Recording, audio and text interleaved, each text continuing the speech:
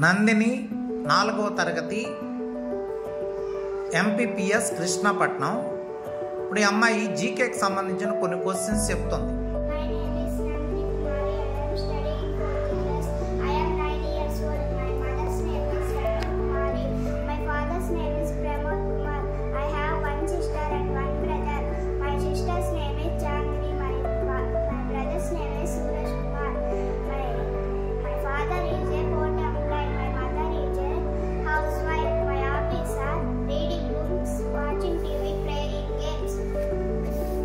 వందే మాతరం రచించింది ఎవరు?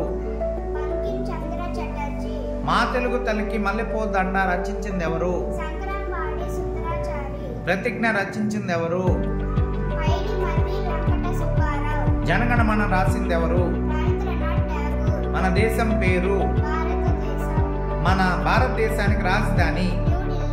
మన రాష్ట్రం పేరు? ఆంధ్రప్రదేశ్ రాజధాని? మన జిల్లా పేరు? మన మండలం పేరు? మన ఊరి పేరు? Very good. అందరూ ఈ పాపని అభినందించండి.